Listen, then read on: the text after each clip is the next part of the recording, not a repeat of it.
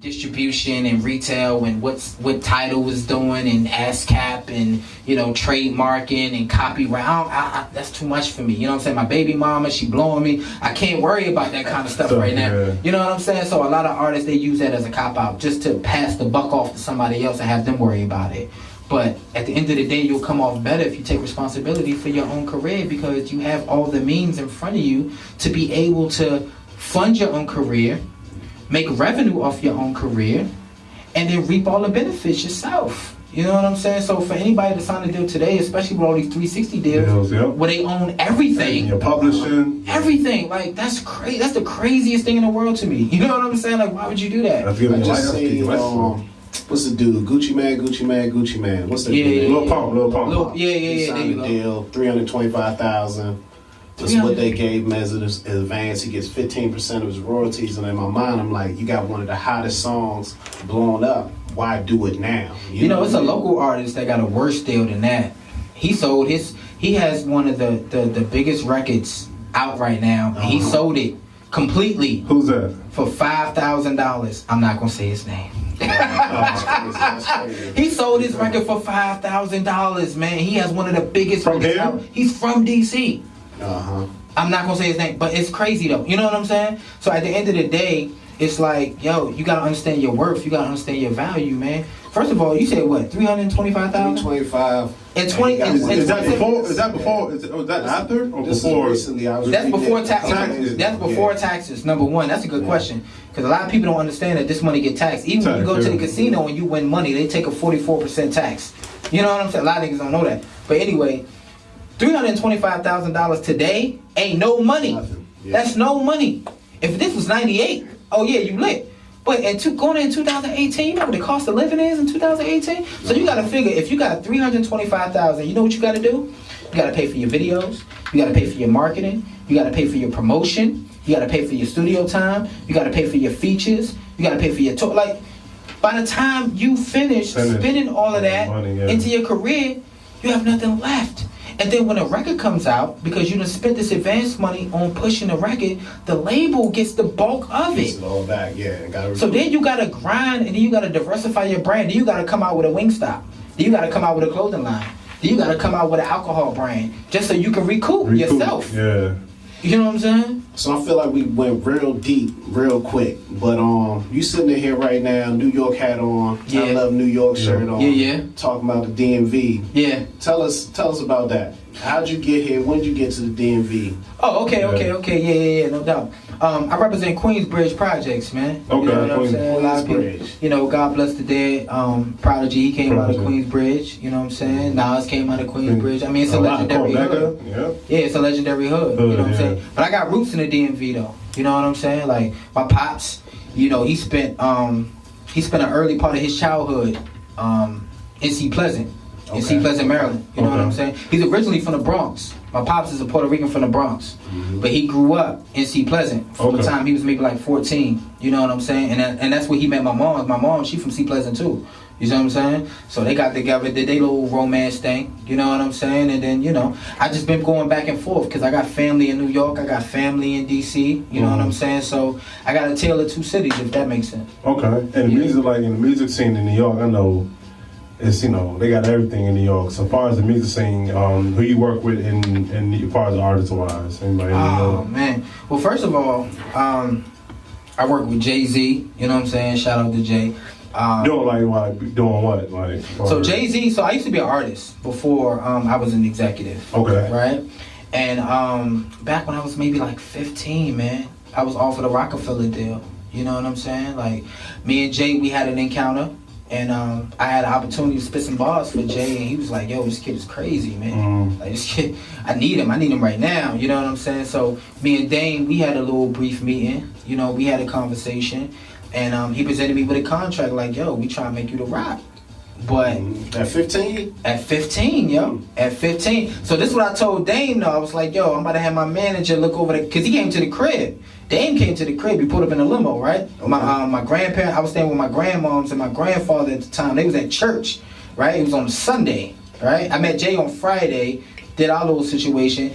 Dame came through on Sunday. My grandparents was at church. So me trying to be slick, I'm like, yo, I'm about to go have my manager look this over real quick, you know, come back in like an hour or two, I got you. He was like, all right, bet I'm about to go get something to eat, I'll be back. I ain't had no manager, you know what I'm saying? But I always had a mind for business, so I was studying contracts. So I just wanted some time so I could sit down and look over it, right? So I looked over it and I'm like, yo, I'm not gonna go into the details of the situation because I don't want to, you know what I'm saying, make them, you know, shout out to The Rock. I don't want to make them look, you know what I'm saying, no type of way, but I just wasn't feeling the terms and conditions. I'm not gonna say it was bad terms and conditions. I'm just gonna say I wasn't feeling the terms and conditions. It wasn't right for me. You understand what I'm saying? So when Dane came back, I told him, yo, my man, I salute you, but I can't do it. You know what I'm saying? My manager advised me otherwise, and he like, what, niggas, you crazy? You know what I'm saying? I'm like, yo, my man, I can't. I guess because he think, you know, Jay-Z was hot at the time. This is when Rockefeller was it.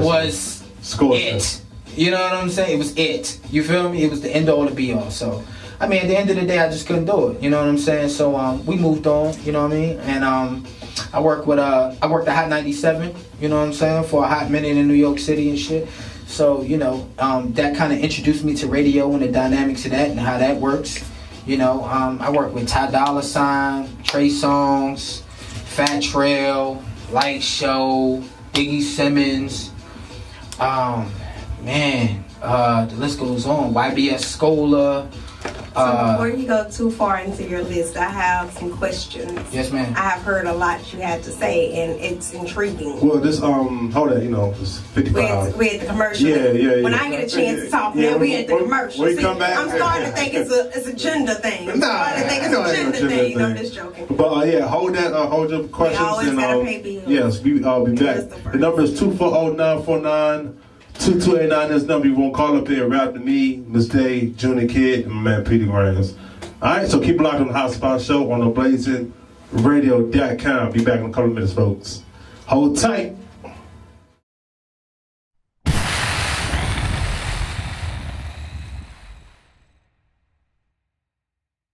It's in the process of changing Yes, from the dope music and the trap music. But it started, how you were saying, because I'm an old 80s baby myself. So I'm a Tupac fan. Yeah. So we're gonna represent a little bit of Tupac.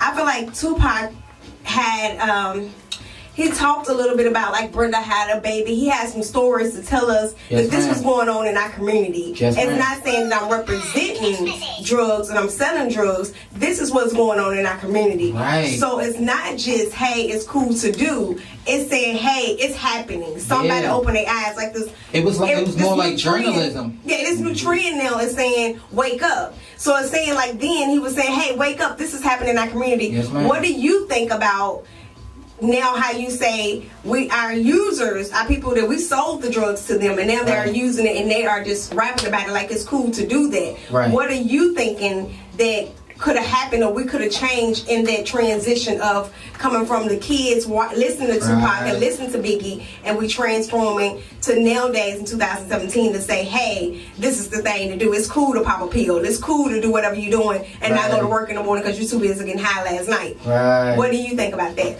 That's an awesome question. Shout out to you. Oh, thank you. I tried to put the camera on me. We're trying to get there. Yeah, that's an awesome question. So I definitely have an opinion about that. First of all, you know, I was born in '86 and '31, so I would say that our generation at that point, because we're the generation prior to the ones that we're seeing now in the music business, we dropped the ball. We dropped the ball, and the reason why we dropped the ball is because we told them that this is what's going on in the community, like this is what's happening, right? Yeah. And then they seen us in a position where we were excelling. So they missed the transitional period. Yeah. So they see these rappers, and these rappers are talking about, you know, this is what's happening in the community, but then you see the same rapper driving a Benz and wearing a dope robe. Yeah. So they're correlating that with, okay, well, he must have got that from selling dope. No. You know what I'm saying? Like, there were some things in between that we didn't really explain to you. You understand what I'm saying? So, at the end of the day, we dropped the ball because I felt like a lot of artists, where they went wrong when they were conveying their message about what was going on in the inner city community, is that they were speaking in first person. It was like, yo, I'm speaking for myself, and from myself. But it's like, you know, I have this thing now where I've evolved as a man to where it's like I don't live for my first name, I live for my last. Wow. So everything that I do, everything that I do. Dad said that too. So he did. Yeah, you just dropped something. Everything that I do and everything that I represent, you know, I do it for the generation that's coming after me. So that's even what Iconic Quest is. It's like, yo, I'm not trying to get rich off this. Like any artist in this city will tell you, like, if Peter did something for him, ask him how much Peter charged them. Peter ain't charged him nothing. You know what I'm saying? Peter put me on the radio. He ain't charged me nothing. Like, Peter showed me how to put together a professional EPK. He ain't charged me nothing. He set up my LLC. He ain't charged me nothing. You know what I'm saying? Because I'm trying to create generational wealth. So I feel like that's where we dropped the ball, because we told them what was happening, but we didn't elaborate and explain why. You understand what I'm saying? Yeah. It's like, yo, this is what we doing. But we didn't really... back in, I'm 80s, and I'm 81, so I'm pretty old, a little bit older than you. Okay. So, and back in my day, it wasn't cool to be the person that's using drugs. It wasn't cool to be really the person that's on the corner. That wasn't cool to be doing that. Nowadays, I can drive from here and go my butt to work in the morning. Yeah. And on that transition of going to work, I see guys hanging on the corner. This is cool. This is what we do. This is... we chill mode. But in the same sense, when did we get to a point as not even just African American people in general, to say, hey, this is not where it's at? So how do we elaborate that to them to say, this is not where it's at? Because what is tomorrow going to bring for you? What is 10 years going to bring? Where is your investments at to say 10 years is coming? Because they knew something that we didn't know. Look who we got in the office. We ain't got to say no more. We got enough. We got enough in the office, so they knew something before we knew it. That's a fact. So where the guys are selling drugs and hey, whatever makes you float your boat and however you surviving for your family, I get it. But where do we get to a point where we say, hey, look, invest your money here? Because 10 years, that is not going to be good, because you can go to jail, whatever case may be. And your family is still going to be trying to survive when you're gone. Or whatever case may happen. People end up getting killed on the block and they don't have life insurance. When do we say enough is enough? Let me show you how to invest. And I know you said you tell your artists, you put them on game. Do you sit down and do that before we sign any deals? Yeah. Do you sit down? I do that with artists that I don't even sign. Wow. You know what I'm saying? Like any artist that I come across, you spend this great wisdom somewhere. I sit down and I say, listen, brother, like if I can identify a flaw in your process, I'm gonna say, hey, listen, let me holler at you. Like this is what you should do. You know what I'm saying? So it doesn't even have to be an artist that I exclusively represent or that I'm seeking to gain a benefit from. Any artist that I see that needs assistance, I jump in there head first and I say, yo, listen, let me help you out. But to go back to your question, let me tell you what happened. Because in the 80s, in the 90s, like, because we were living this lifestyle, trying to create a better lifestyle for our family, we didn't go about it the right way, you know, for those who sought after a life of crime through drug dealing, whatever the case may be. A lot of those men, to answer your question, what happened to the kids today? A lot of those men are not here today. Everybody didn't make it through that era. So there's a lot of broken homes, especially in the black community. There's a lot of broken homes where the men are absent. So these guys now that you're hearing, and I'm not going to say their names as bad as I want to, I swear, but I'm not going to. Right. So they don't understand what it means to be a man because they've never seen it. So they grew up angry. They grew up hopeless. They felt like they were unloved. They felt like they were disrespected. So at the end of the day, it's like, wow, what do I really do? You know what I'm saying? Now, I'm going to follow my peers that I can identify with who feel the same way that I do. So what happens then? Now the blind is leading the blind. We're all angry. We all feel discouraged. We all feel disrespected. So what happens after that? We need an answer. The answer is escapism. Let's drink this. Let's pop this. Let's smoke this. Let's sip this. And see, now it's like their brain has transformed into a lack of accountability and responsibility for their actions due to the substance that they chose to abuse. Because they didn't know how to take responsibility as a man because a man didn't show them how to. If you think about in Africa, okay? In Africa, There's a such thing as called a rites of passage. Technically, you're a man when you become 13. But before you can be considered a man in the tribe, you have to fulfill certain obligations before we look at you like a man. There is no rites of passage in the black community today. It's like you can just, your penis can be X amount of inches, right? Yeah. And then you can, grow a certain length as far as your height and be a certain size and be a certain age, and now you're a man. Negative. That's not the case. It's like, if you're not going to be held responsible, held accountable for your actions, for your family, for your friends, and stand on core principles, you can't consider yourself a man. And these guys don't know how to do that because they've escaped through narcotics, they've escaped through alcoholism and all these different things. So it's like, so we don't have to be responsible for ourselves and anything that we do. We're going to do this. So then my question would be, how is the artist, or not even just the artist, the young man that you are speaking to, how are they taking this constructive criticism that you are dropping and wisdom that you are dropping on them? Are they receiving it with love, or are they coming back like, wait a minute, you don't understand my lifestyle, you don't understand my struggle? Yeah, they're definitely rebellious against it because you got to understand, they grew up in an environment where they felt they had to combat everything and everyone. Right? They felt like the world was against them. So when you got an older guy like myself who tries to sit them down and say, hey, that's not the right way to do that, they take it as an assault. They take it as an attack on their character and their quote-unquote manhood. You understand? So they don't receive it well. They don't receive it well at all. And that's unfortunate because now it's like when you try to reach them, because there's a lot of positive dudes out here that I know that try to reach the youth, but at the end of the day, these kids are still killing each other. You know what I'm saying? They're still selling poison in the hood. And it's like, at the end of the day, their mindset is us against them.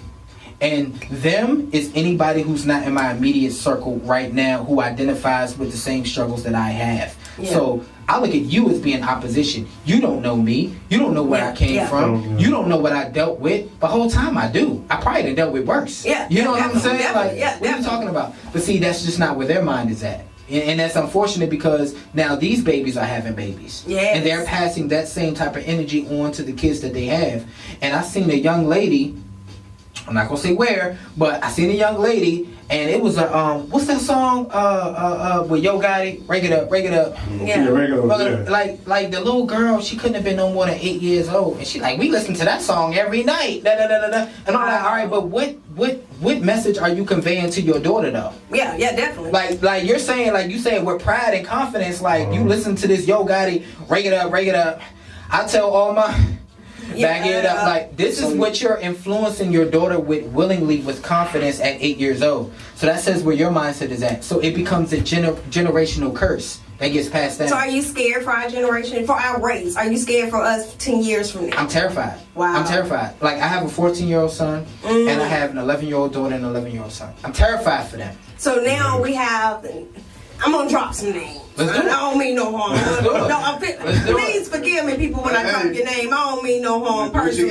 But now we got a Nicki Minaj and we have Cardi B. And I like a Cardi B. I like her honesty. I like her transparency and being who she is, and she's true to that. Right. But we got a Cardi B, and we got the Nicki Minaj, and we got Atlanta Housewives. We have these images out there to say this is cool. Not even just this is cool. That we so cool. We on TV. Yeah.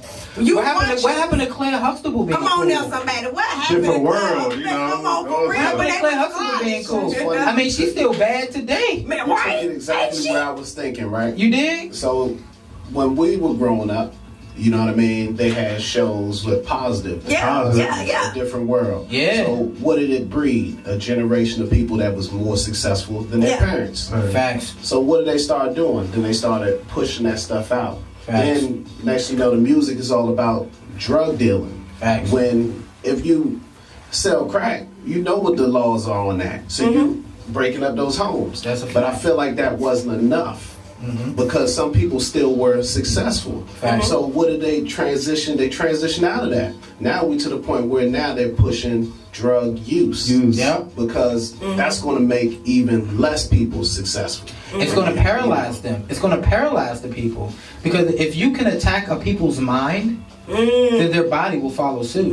Meaning, if you create a strong mind, you will create a strong body. If you create a weak mind, you will create a weak body. You understand what I'm saying? So if we paralyze their mind, and we and you know, the industry is what it is. We all know by now. I'm not telling no secrets or nothing. Like you know, the perpetuation of violence and drug abuse and sexualization has been since the beginning of time. You know what I'm saying? So if we push that just a little bit further, then we can paralyze them as a people, and then we can leave them in a state where they can't even function, they can't even think, and then we can continue to generate revenue off of it, because they're going to perpetuate that, and then they're going to influence others. They're going to influence others, and then we're going to rake in the money.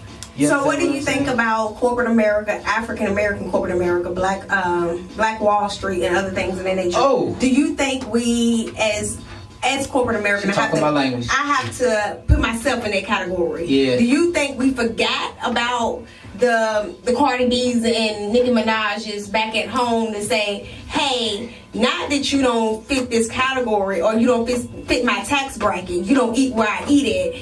Did we just leave them back there and say, oh, we ain't got time for y'all because y'all still on drugs and y'all still trying to party, y'all still trying to play games, and we trying to get this money, we trying to get to Wall Street, we trying to get Black Wall Street and keep everything ruling and moving, because that's what we trying to do, and y'all ain't thinking like we thinking, so we gonna do shoot. Do you think we are doing it, or do you think some of us are still, because I know some people are still going back, I have to include myself, some of us are still going back to help a little bit, but then we get so much pushback, because I have to even say, I have a family member that she fights me every chance she gets. Me too. I can just say the sky is blue and it is pretty outside. For some reason, she's like, no. And I'm like, little mama, slow down.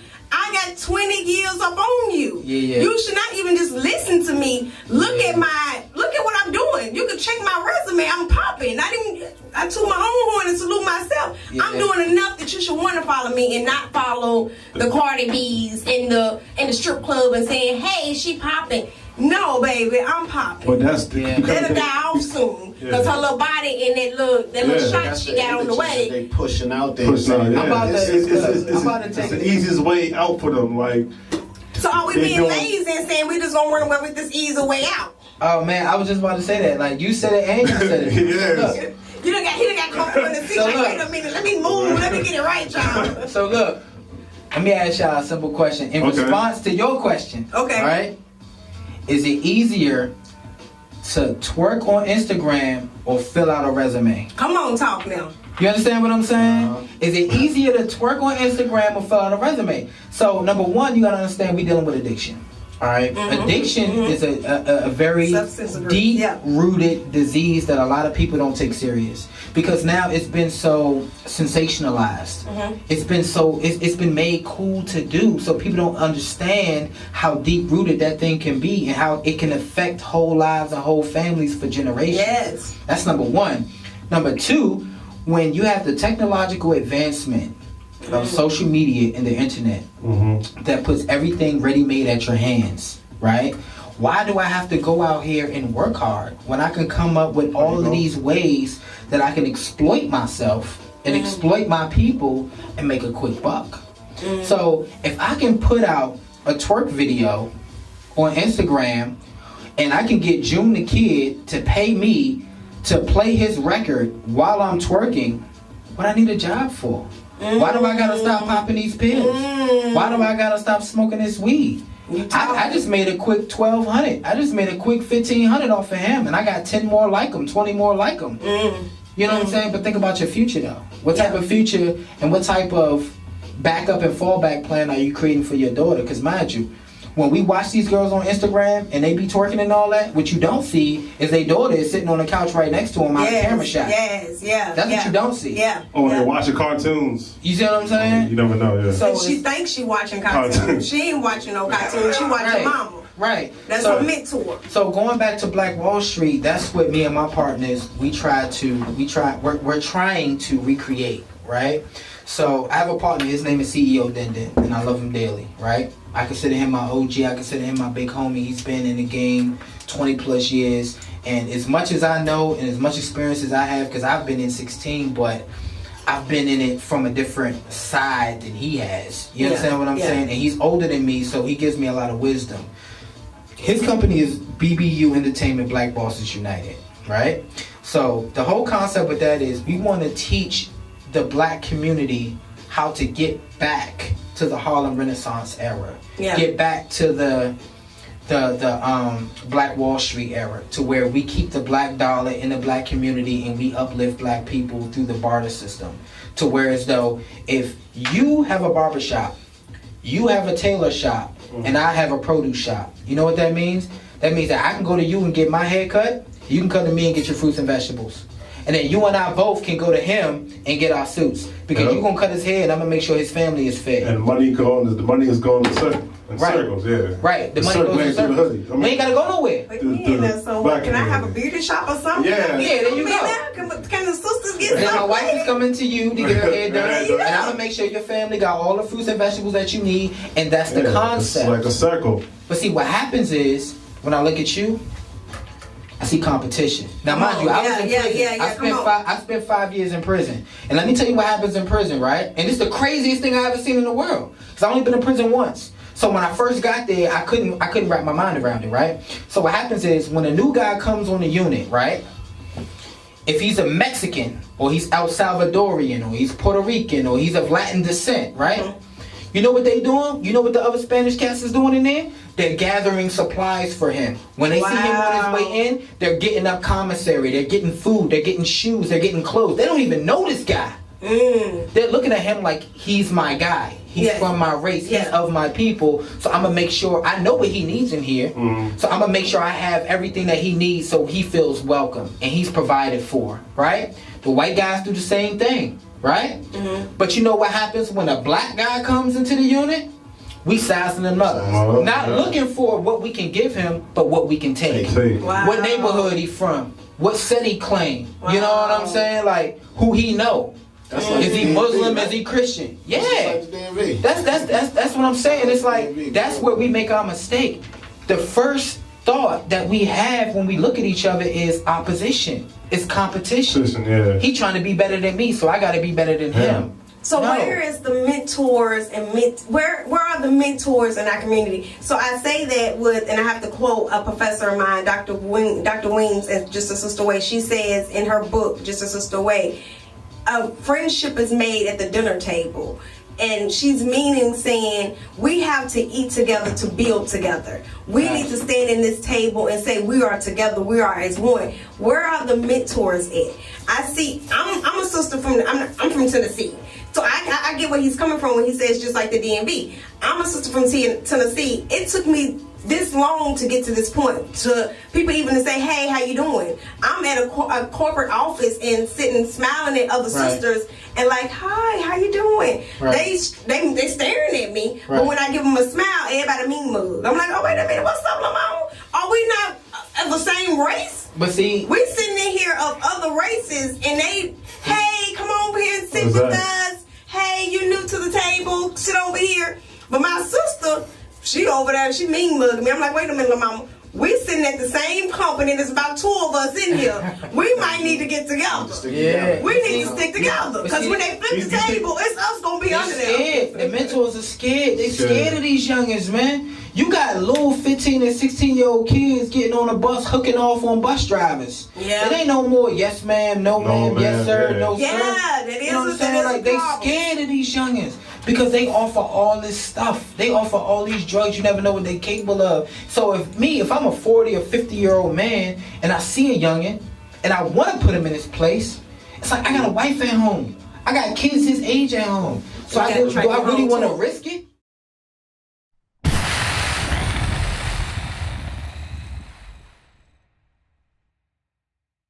Kids are crazy. You know what I'm saying? You're right. Because it used to be in my generation, other adults would take us under their wings. Yes, ma'am. And they it was would a see community something where, about us. oh, you Miss Johnson's daughter. Yeah. Girl, you better go on, get in there. Yeah, exactly. And you over there sitting with them boys too long. You better go on in the house. Come on. You Sabrina, you Miss Day daughter. You better go on out. If somebody talk to your kid today, you going to talk to them. You outside. Don't be talking to my daughter like that, girl. You can talk to your child. You know, anybody could bring you home. You about ready to be fighting. You like, ma'am, I was just trying to help her. You gonna have a grandbaby soon if you don't get it up. We lost the congregation of community. That's Mm-hmm. what we lost. We lost community because, again, and it's like society has trained us to be individualized. You know what I'm saying? You're you, and you're you.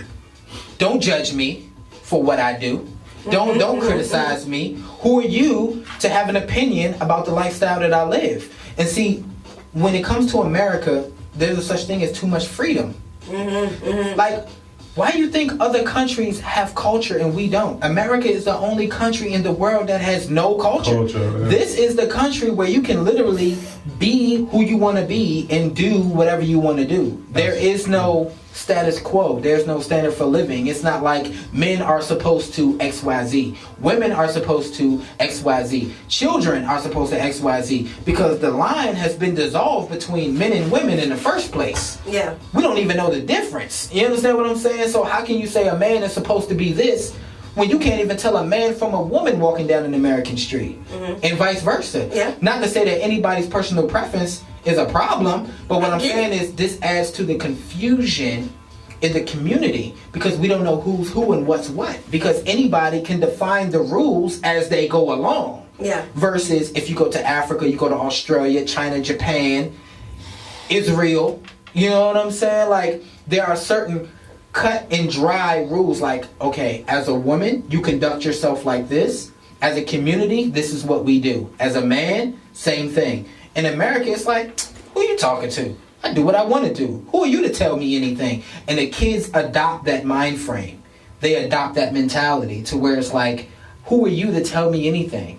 I have so much freedom. I can be whoever I want to be and do whatever I want to do. And because they have access to so much information in these phones, they have access to information all over the world that kids who's 12, 13, 14 shouldn't have access to. It's like, when we were young, if it didn't come on the news, we didn't know about it. You know what I'm saying? But it's like they are aware of everything. I mean, World Star, not to take any shots at World Star, but I'm just saying there should be a strict parental advisory on certain content that these kids are having access to. But the more you have the kids, they're gonna be curious and they're gonna find it out on their own. Like, you can't hide nothing from kids nowadays, man. Again, my son's mother. My son is 11, and she's telling me he wants an iPhone 10. I said, yo, he's 11. What do you think he's going to do with that iPhone 10 besides poison his mind? What is he going to do? Who is he going to call? He ain't got no friends. He's 11. So what is he going to do? He's going to be surfing. And he's going to get all this information that he really doesn't need to have at 11 years old. So when I told her, no, I'm not getting him an iPhone, she got upset with me, but she didn't understand my reasoning. She thought I was trying to be cheap, right? But I'm like, no, I just don't want him to have access to the world just yet. Yeah, definitely. Because that's what that means. That's what that means. Yeah, I totally agree. Yeah, definitely. So it's like, at the end of the day, us having access to so much information, or these kids rather, having access to so much information, you have to understand that plays a part in their way of thinking, in the way that they conduct themselves out here in society. Because we didn't conduct ourselves like that. Because our parents told us one thing, and that's what we knew. Yeah. And unless we seen it on the news, and it was contrary to what our parents said, we didn't know nothing better. You understand what I'm saying? Except for what was going on in our immediate environment. So at the end of the day, you know, too much of anything is a bad thing. Everything has to be in moderation, even information, even knowledge. You know, if you're not mature enough or ready to handle certain information, then you shouldn't have it, because it can be dangerous. And that's what's happening with these kids. So I totally agree. I totally agree everything you just said.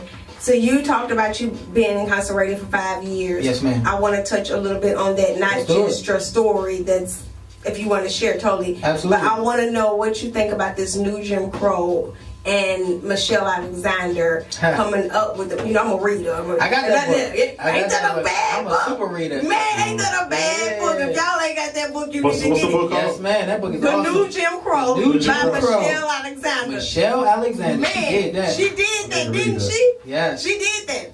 But what do you think about that? Oh man, see, me, I have a very unique perspective on it because I come from inside the incarceration system. You understand, the judicial system, so I know it firsthand. So everything, just let me say this before I even get too deep. Everything that woman spoke on was absolute 1000% actual facts, okay? And that's coming from a person who lived it. And they trying to shut her up right now. I know. Ain't that something serious? Hopefully, they literally trying to shut this lady up. Hopefully, they don't do any hurt, harm, or danger to her, because you know. So before you go further, though, tell us a little bit about the book. I have read it, I'm sure. So it's amazing. It's just amazing. a little bit. So look, it details. All right. So first of all, the judicial system is a business. It's a multi-billion, if not trillion, if not gazillion-dollar business. So she goes in depth about exactly from the lowest level to the highest level of how that works and what the conspiracy is behind it. You know what I'm saying? Like, for example, you're a guy, you're living in Southeast DC. Let me tell you how deep the rabbit hole goes there, and she paints this picture, right? You're a young black man living in Southeast DC. All right, you got 2.5 kids. You got a girl, she's unemployed, she's on welfare. You know, you come from a broken home, you're struggling. You're a good guy of sound mind and body. You're trying to do the right thing. The opportunities are just not there for you. You can't get a job, right?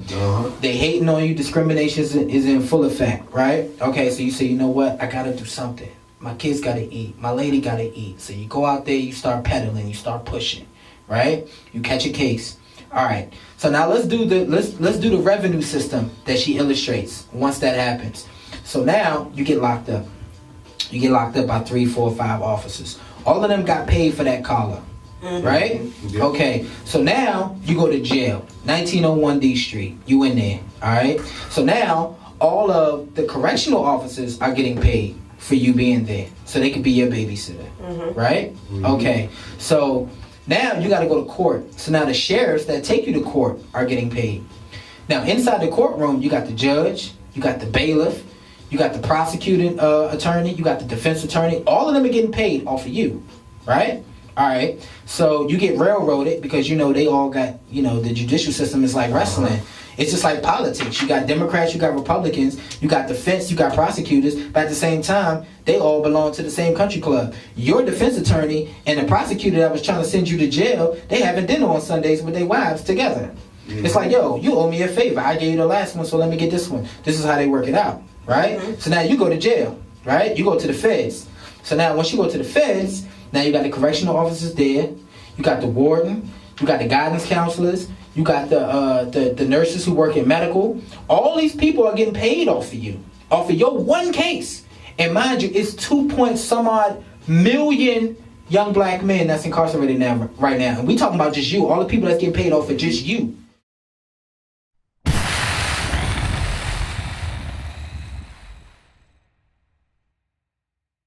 You dig what I'm saying? So she goes into not only how we're set up from the beginning down to the drugs being introduced into the community in the first place, because we don't own no gun stores. We don't own no poppy fields to produce cocaine and heroin. You understand what I'm saying? So where did we get this stuff from in the first place? Like, she goes deep. And then she also makes a comparison of how we get treated in the judicial system versus how Euro-Americans get treated in the judicial system, and the difference, the blatant and clear-cut difference. You understand what I'm saying? Like, brutally honest about it. So it's just really outlining and detailing how a black man and a black woman is easily becoming a new slave, because she makes a lot of correlations between slavery and the judicial system today, because it's like slavery was never abolished in her eyes. It was just like they just transformed it and give it a new form. Well, it says that, you know, unless you are incarcerated, pretty much if you're in prison, it's not, you know what I mean? Let me tell you something about that. In there. What's the 13th Amendment? Let me tell you something about that. Now, she hit home, because I read it when I was in prison, mind you. So I'm looking at this like, right? So let me tell you something. If you know anything about slavery, right, when we had to work in cotton fields, and we had to do all of this manual labor, and, you know, we barely had enough food to eat. We barely had the type of accommodations that we needed for our family to survive, right? Not to mention the brutal torture and everything like that, right? All right. Now, if you consider that in comparison to modern day incarceration, right? Let me tell you something that you may or may not know about modern day incarceration. Now, I spent 5 years at JCI, which is just a correctional institution, okay? So every license plate, do you have DJ Freaky Tap, do you own a car? Yeah, well, I did, yeah. Okay, yeah. did you drive here? No, I didn't drive tonight, no. But Somebody drove you here. Yeah. What about you? Somebody drove you here? What about you? I drove. All right, cool. You all have license plates on the vehicles that you rode in here in. Yes. Okay. At Jessup Correctional Institution, we make those license plates. Yeah, I heard it. You know how much we get paid a day? A day? Something, a penny or something? Take a guess. 3 cents a day. 3 cents, yeah. No, it's not that bad. I thought it was 10 cents, right? No, it's not that bad. An hour, No, it's 95 cents a day. Okay. 95 cents a day. So think about an individual who complains about making $8 an hour and $10 an hour working at McDonald's or whatever. You get 95 cents a day to supply the entire state of Maryland with license plates. Meaning that you guys couldn't drive, you couldn't go nowhere unless we made the license plates for you. Not only did we make the license plates for 95 cents a day, but we made every single wood furnishing that is in every single government building. So if you've ever been inside of Upper Marlboro Courthouse, the little benches in the hallway, the judges, the bench, the pews and everything, yeah, we made that in Jessup Correctional Institution. I'm gonna take it a step further. Not only did we make that, but we made every single police uniform in the state of Maryland. To the Prince George's County Police, down to all the city cops, down to the state trooper. We made that. Everything for 95 cents a day. Now, if that's not modern day slavery, you tell me what is for 95 cents a day. Now, if you think about a judge's bench that he sits on, how long you think it took to make that? How much labor you think went into making that? A lot. Exactly. And we got paid 95 cents a day. So if you think about 95 cents a day, let's round it up to $1. So that's about $30 a month. And they tax that too, so actually it's a little less. They tax that? They tax that. Wow. So you get less than $30 a month. Now, if you don't have any family or support on the outside, which they discourage, mind you, they discourage that. Now, my wife is here today. You know what they did to my wife when I was incarcerated? They banned her from coming to see me. You know why they banned her from coming to see me? Because they did a random search of her vehicle. All right? Now, let's be honest tonight. Let's be honest, okay? They did a random search of her vehicle, right? Now, mind you, the reason why they did a random search of her vehicle is because she was coming to see me too much. I was allotted, I think, 8 visits a month. She came to see me all 8, okay? So it got so real. I was getting so much love and so much support that they had to shut it down. We got to discourage this. We got to stop this. So they said, you know what? Let's search her vehicle and let's find something. They searched her vehicle, they didn't find anything. They went in her trunk beneath coats and old bags and, you know, cooling fluid for your, like, they dig deep. And they found an empty bottle, a completely bone dry empty bottle from maybe a year or 2 ago, buried deep in the depths of her trunk. And they said, you know what? This is contraband. You're banned forever. Bottle of what? You're banned forever. It was of alcohol, of liquor. Liquor. Yeah, vodka. You can never see him again. You're banned forever. We found that. And they gave her a breathalyzer test and everything. She tested negative. She had no drugs. She was not under the influence. They said, oh, we got a bone dry empty bottle of liquor buried deep in the bottom of your trunk. You can never see her again. I mean, you can never see him again. Never. So we had to write the warden and beg and plead for 6 months in order to get her visits restored. But what I'm saying is, this is how they try to discourage the family and friend support that you have to break your spirit. So you can focus on doing the work that they need you to do as a slave. Because if I didn't have her, then where am I going to get my money from? How am I going to buy my clothes? How am I going to buy my food? Now I have to go make these police uniforms. Now I have to go build these judges' benches. Now I have to go make these license plates. Now if you think about the bigger scheme of the business, how much do you think they would have to pay regular citizens to do these jobs? And they're paying me 95 cents a day. They would have to pay you $20 an hour. They're paying me 95 cents a day. That makes totally sense. That makes sense. And that's what Michelle Alexander illustrates in her book, The New Jim Crow. And that's like them taking the father out of the house too, like, you know. Oh yeah, that's a part of the scheme too. Yeah, that's, you know. And she talks about that as well. So I have to piggy off of that on The New Jim Crow. I met Michelle Alexander a couple of times. Yeah. Yeah, that's awesome. Yeah, all right. And it really was. And I got her to sign one of my books. But it was an awesome experience. And I heard her on a great panel of great leaders in today's time for African American people. But she said the reason why she decided to do what she does And it's because one of her cases, a young man kept coming back and forth to her and kept going back and forth to jail. And she was like, she's just tired of seeing this guy. What is his problem? Right. And every time he met with her, he kept telling her, they keep setting me up.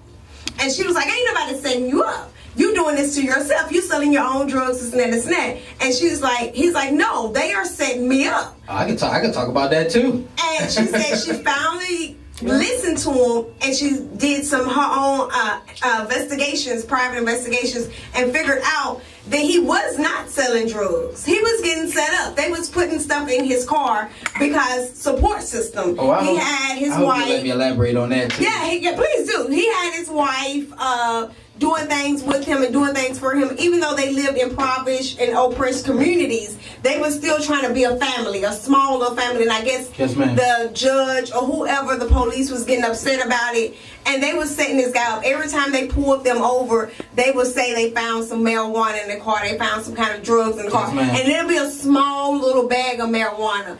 And he would end up going to jail for 4 or 5 years off of this small bag of marijuana. Yeah. And now marijuana is legal. Yeah. But the thing is, he kept saying they setting him up. Yeah. She keeps saying, why do you keep coming back? What are you doing that you need to be doing? You're not doing. Right. And he's saying, no, they keep setting me up.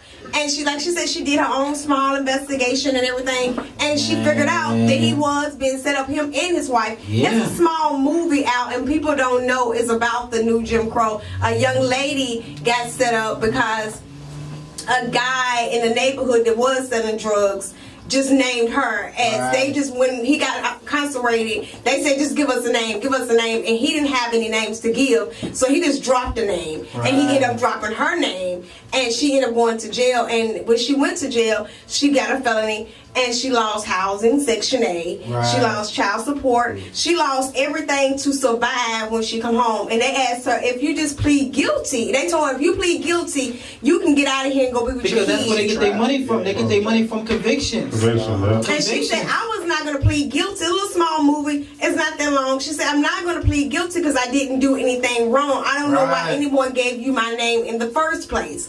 I'm a halfway decent citizen. I'm doing what I can. I live in the projects. I got a baby daddy. He might be selling drugs, but I'm not. What's the name of it again? I can't think of the movie. I think I've seen it. Have you seen it? It's in Texas. It's been older, right? It's an older movie. Yeah, I've seen but that. It started out. This is Michelle Alexander. I know exactly is the reason why she wrote the book. And she started out with this small little documentary, a small little movie. Favorite movies. Ain't it no cool little movie? And it's built in Texas, and where she started from. The saying, the young lady saying, "Hey, I didn't do anything, and I'm not taking this charge. And if I do take this charge, and everybody in jail was telling her, girl, just take the charge, forget it. It ain't that big a deal. You'll get out of here. You'll be with your kids. And if she took that charge, she would lose Section 8. She would lose housing. She would lose all the government assistance that comes along with it. She would lose her job, everything. And it took her manager, a little white guy, to come up and say, hey, something ain't right. Something has to give people. Something is not right. And ain't that funny? It took a white man to make a statement. And he didn't go that far. His statement didn't go that far.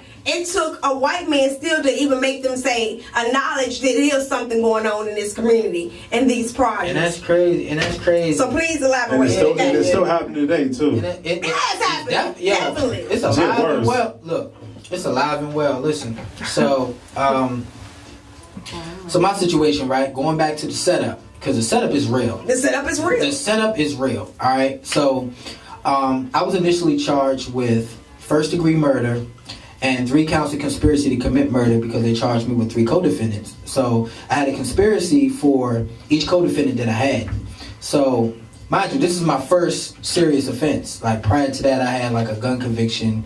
That was nothing. You know, I got probation for that. So, when I'm looking at the paper, I'm like, yo, it's no numbers on this paper. You know what I'm saying? Like, I didn't know, because I didn't understand the judicial system at that point and how it worked. Like, in Maryland, it said the maximum penalty for first-degree murder, it said death. So, mind you, I had no idea whether this was fact or fiction. I'm like, yo, did Maryland got the death penalty? I'm calling home like, wait a minute. I said, Mama, they trying to kill me, Mama. They gonna kill me, Mama.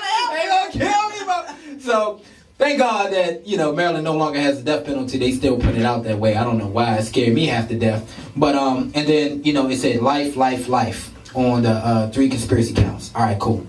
So, fast forward to the day of my trial. What happened was... How long before from... Oh, man. It was 2 years. I sat in Upper Marlboro jail for 2 years before I actually saw a trial. And that's what they do, though. Wow. Because they get money for every interview. I think it's like... $30,000.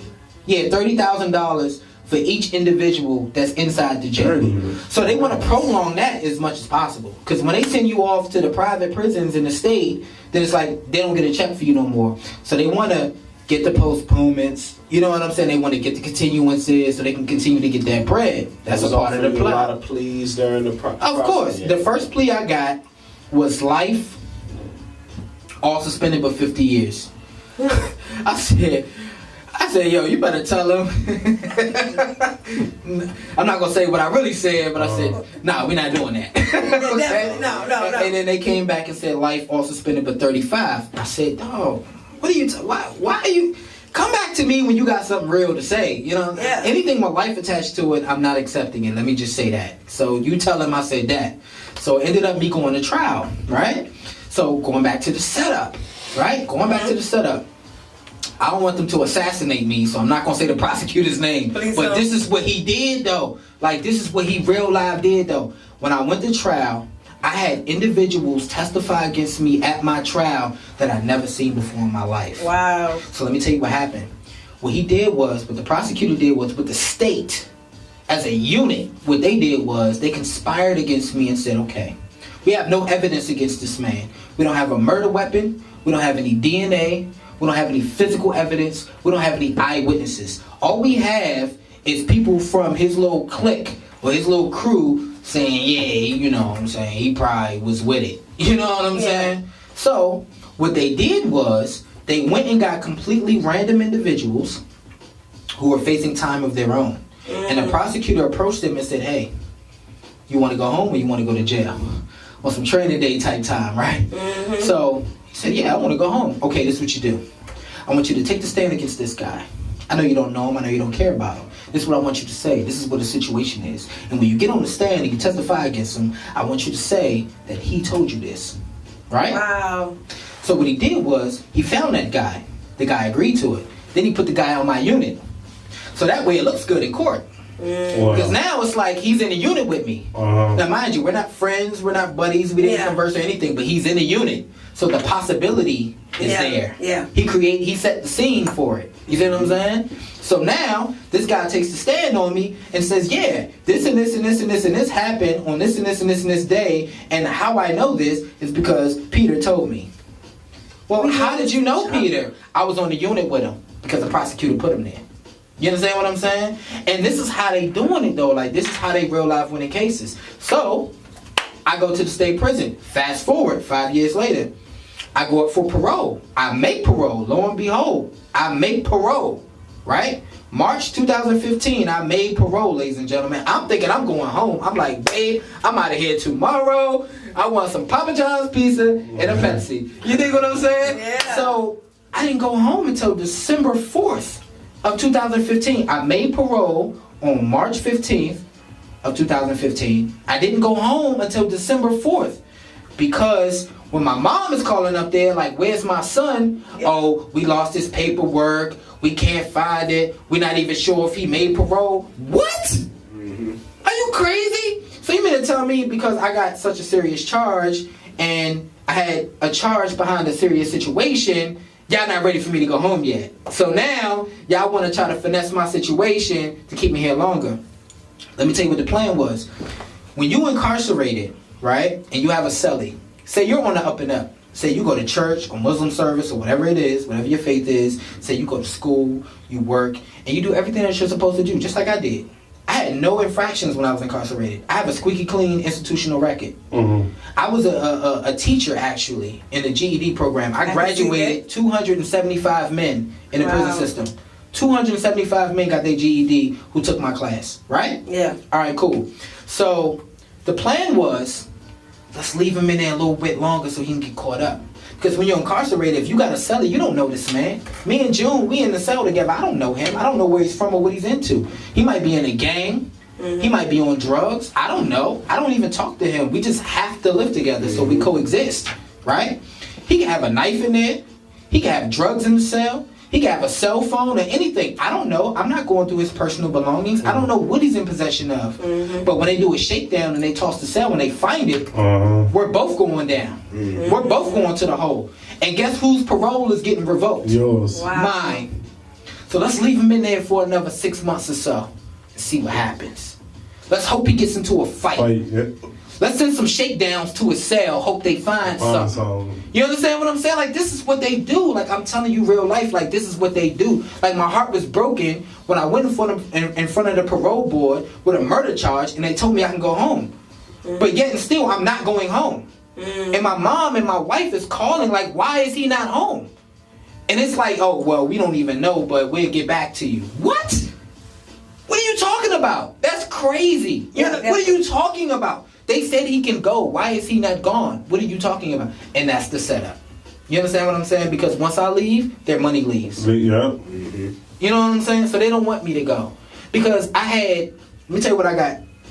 I had a mistrial. I was facing 4 life sentences. I had a mistrial. So I ended up taking a cop. I copped to 25 years for conspiracy to commit murder. I went for sentencing. They gave me 30 years, all suspended by 18. So I had 18 years, right? I'm still on parole right now. I'm on parole to 2029 right now, right? So with that being said, we got him for 18. You know how much bag that is? They got me, just me alone for 18. Not to mention all the cats they got in there for 50, 80, 75, life. I was going to ask you, how you feel about Meek Mill's probation? The judge not letting him off because he's danger to the community. That goes back to the setup. That goes back to the setup. And that goes back to, what's her name, babe? Shatoya Brown. Shatoya Brown. The 14-year-old, the 16-year-old? What? The girl who got raped and she murdered the dude? Yeah. And let me tell you what's crazy about Maryland on that note. Maryland don't even have a self-defense law. So you know what happens? If I leave here and I go over there to my car and somebody tries to assault me and my wife and I get the upper hand and they hit their head on the ground wrong and they die as a result, you know, the best that I can hope for is 10 years for manslaughter. Because there's no such thing as self-defense. You can't defend yourself.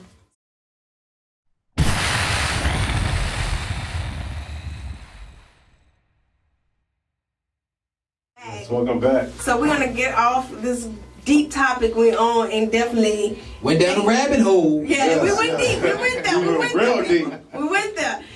And before we get out of here, we definitely want to thank you for coming. And yes, ma'am. I want to ask this question again. Okay. How did you know about us? I want you to plug my boy in and let us know how did you even know we was here. And thank you.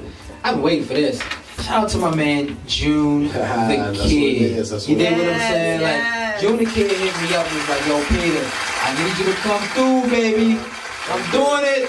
It's lit." I said, "My man, I got you. Say less. I'm in there." So shout out to June the Kid, man. I've been rocking with him for a little minute, man. And you know, I've been following his progress as an artist and just, you know, just as an influential guy in this game. And this is a person I have a lot of respect for. I have a lot of appreciation for. So yeah, man, make sure y'all follow at June the Kid _1203 MG. You heard me? Yes. So June the Kid, we have to say thank you again for coming out and being a guest, not even just a guest, like being a host on the night show. That is like a different experience because last time you came, you was a guest. So tonight you was a host. How did that feel? Man, it's all love. You got good questions. Yes. Yeah, we did. So it makes it easier, you know what I mean? Man, make sure y'all come through at blazingradio.com because it's lit, baby. We in the building. That's what's up. So how do my followers and my listeners here find you? Find you on. Oh yeah, definitely. I'm Peter Grams everything. On Facebook, I'm Peter Grams. On Instagram, I'm at Peter _Grams. That's at PETER _GRAMS. You can also follow my company, which is Iconic Quest, on Instagram at ICONIC _QUEST. And yeah, man, you can catch me on WPGC 95.5, showing love to my man Tony Reds. Fix your face, you heard me? I'm up there Monday through Friday, 7 to 12, doing what it is that I do. So, catch me on Half Street, you heard? Okay. As far as the artists you're working with, so these artists that you chose, what did you like about Tokyo Crow and other cats? Like, what made you pick these artists out of DMV to work with? That's a good question. So I pick my artists like I pick my women. Pause. Reason why I say that is because you gotta have a particular thing going on with you, man. Like, you can't just, like, come on, man, fellas. For my fellas, y'all know you can't just be out here moving with any shorty in the street, right? Like, you gotta have, she gotta have certain things going on for herself. So with the artist, it's kind of like the same thing, because with me, my biggest thing is the mentality. Okay. Because it's a million guys that got talent, and I hate to discredit artists or make them feel belittled, but if you think you the hottest thing that ever hit a microphone, best believe it's 100,000 niggas who feel the same way. You know what I mean? It's just your mentality is where I'm at with it. You know what I mean? Like, are you making the right life choices?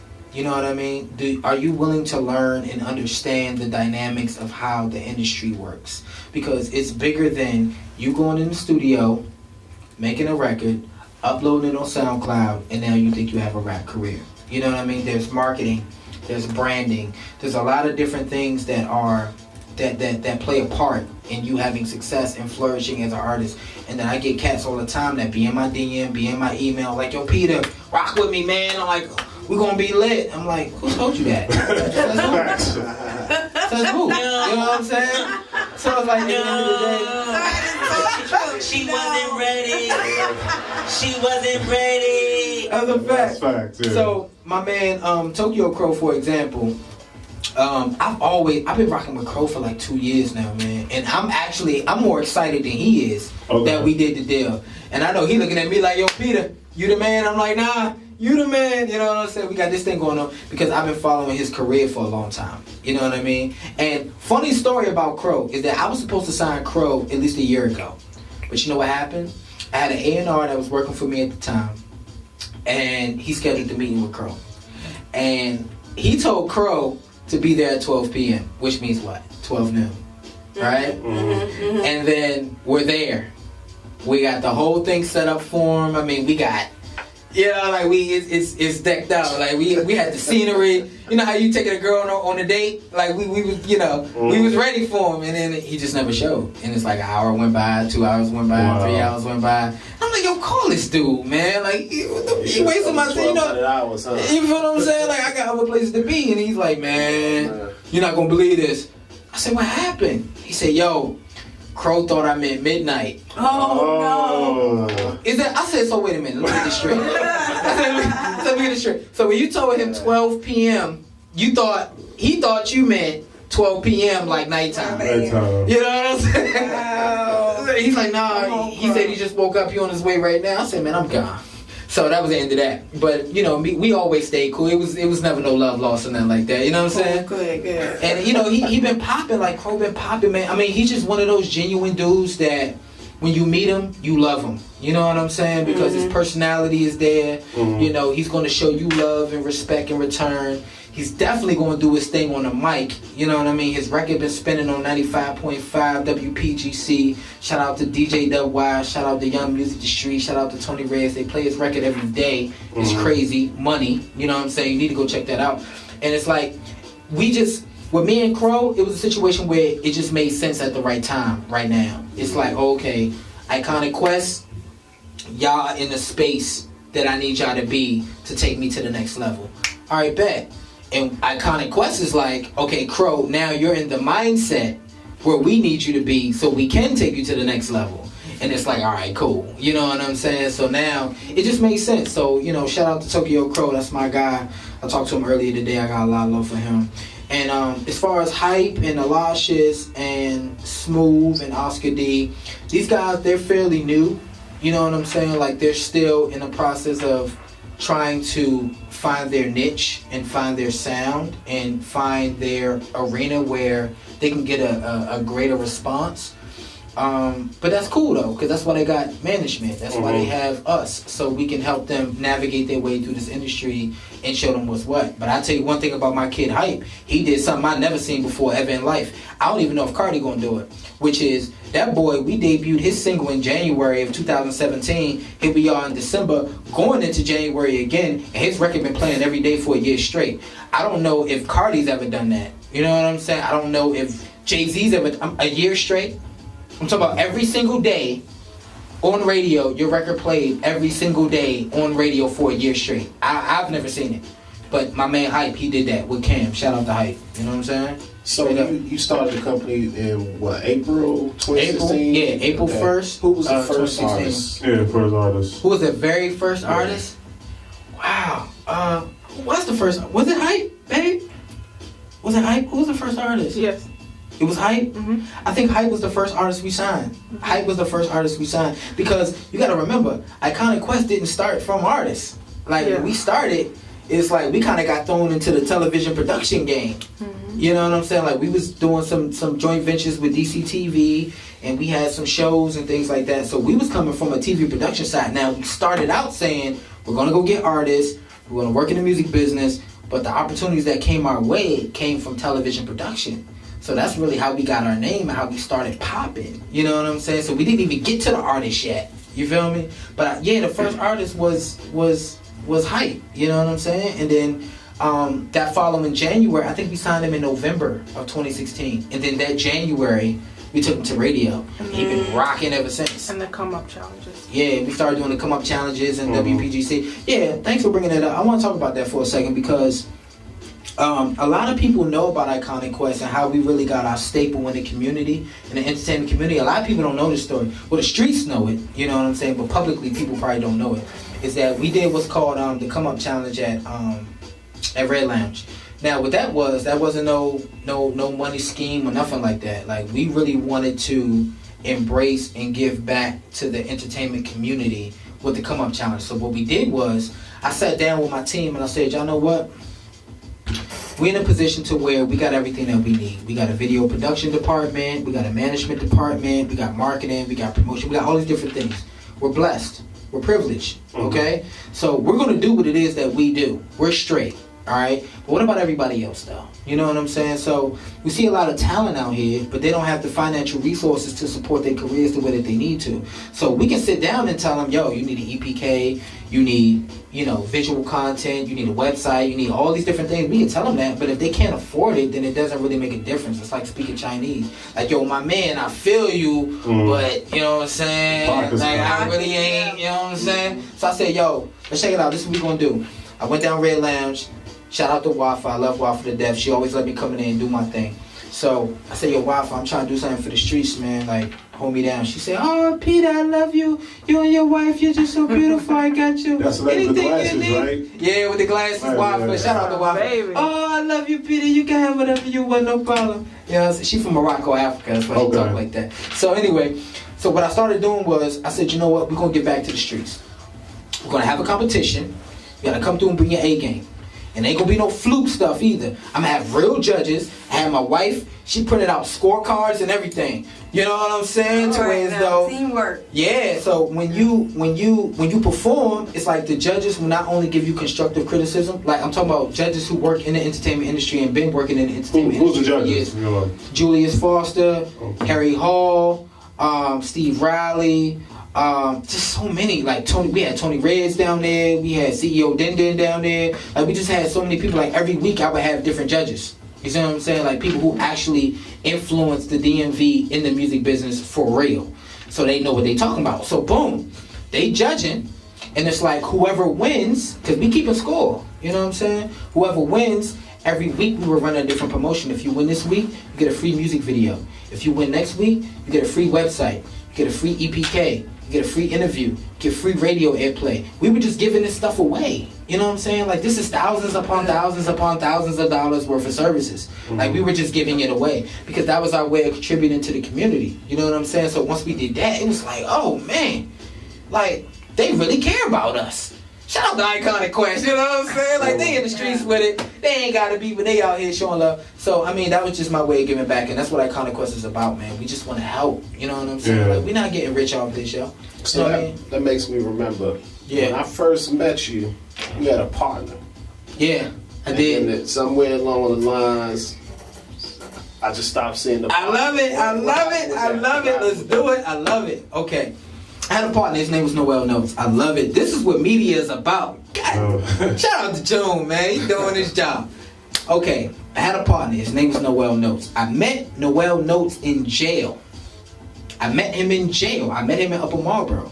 We were bunk buddies, okay? Mm-hmm. So he was facing similar situations that I was facing. He just happened to work his situation out faster than me, and he got out of there, right? So when I came home, he was there waiting for me like, yo, my guy. I'm like, hey. And then I said, you know what? I got an idea. I think this is what we should do. So I started the company. He was right there by my side. Now, mind you, he had no prior experience in this business. But I said, don't worry about it. It's cool. I'm going to teach you everything you need to know. As long as you remain loyal and you remain humble, we're going to eat. It's all good. You know what I'm saying? So what happened was, and this is a shout out to Noel Notes, man. I still got a lot of love for him. I know he probably don't think so. But what happened was, when you come from a space where you're not used to functioning in this business, it can change you. Mm-hmm. You know what I'm saying? Like, when you're a guy who's not used to getting that much attention, or you're not used to getting those type of accolades and respect, if you're not careful and you don't monitor yourself, it can start to alter the way that your perspective and the way that you see things. You understand what I'm saying? So it got to a point with him to where as though he lost focus. Right? He was always good at what he did, but he just had never functioned in the entertainment business before, so it was kind of like a shock to his system, because everything happened so fast. Like, we blew up so fast. I didn't even expect it. Like, we blew up so fast, you know what I'm saying? And it's like, we're traveling, we're going to Atlanta, we're going to New York, we're going here, we're going there, we're doing radio. It's like, it was crazy, you know what I'm saying? And it was too much for him to digest. Now me, I had already worked in the entertainment business prior to my incarceration, so it was nothing new to me. I was used to it, so I was still humble. But with him, it was brand new. You know what I'm saying? So all these girls giving him attention, all these guys giving him respect, and it was just like, it altered his ego, if you understand what I'm saying. So then it became a clash of the titans, to where he started to feel like he's feeling himself like, you understand what I'm saying? And it's like, that's cool, because as a man, you have a right to feel how you want to feel and do what you want to do. But at the end of the day, let's not forget why we're here. Let's not lose focus of the mission at hand. And I began to feel like he lost focus.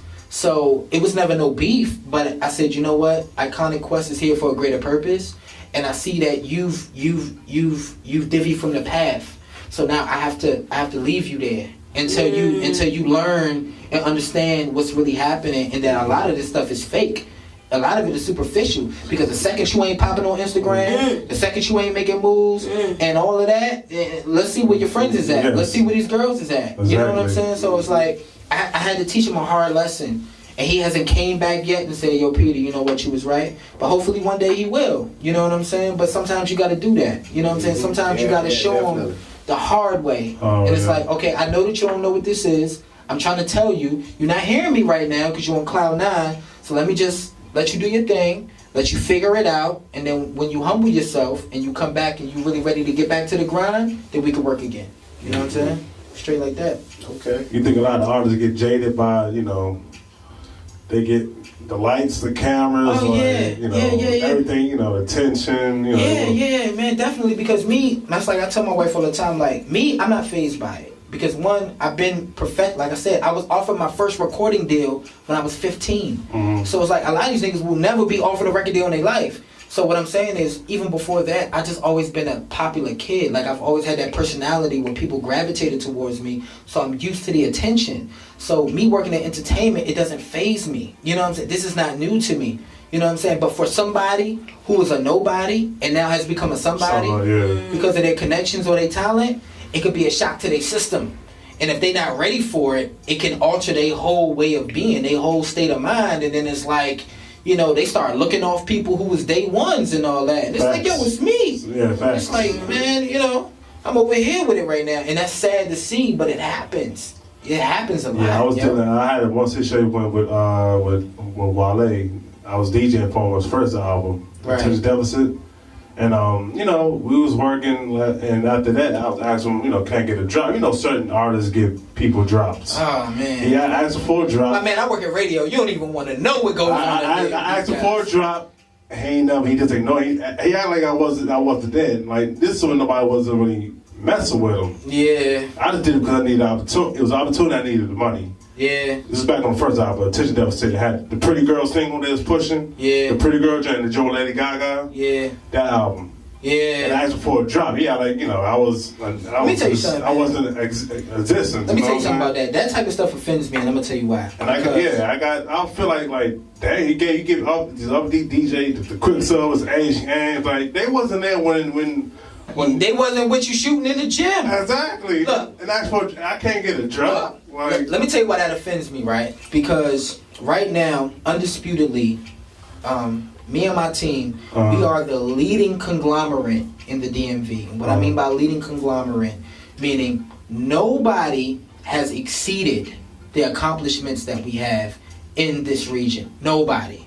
Like the next step beyond BBU Enterprise, Iconic Quest Entertainment, UMF Entertainment, Mile 7 Company, the conglomerate of bosses and that make everything that you see us doing happen. Next step beyond that is you getting a record deal. There's nobody higher on the food chain, and I say that with full confidence. I don't care who say what. Show receipts. You understand what I'm saying? There's nobody higher on the food chain than the conglomerate that I belong to. Alright? But at the end of the day, you can always catch me and my team in the street showing love. Like my man June called me. I'm at 95.5 every day. Every day. You know what I'm saying? For all intents and purposes, I ain't have to come here. I could have shaded my man. Like, nah, you know what I'm saying? I'm on syndicated radio, 1.2 million listeners. Tony shout me out every night. I'm doing all the, that's just, nah. You don't do that. You know what I'm saying? You don't do that, dog. Like, the whole key to this game for anybody who's listening. The relationships. Not only the relationships, but the humility in those relationships. Always remember where you started, how you started, and why you started. You understand what I'm saying? Never forget that, dog. I treat everybody the same, from the janitor to the CEO. I treat everybody the same, dog. A lot of people don't think like that.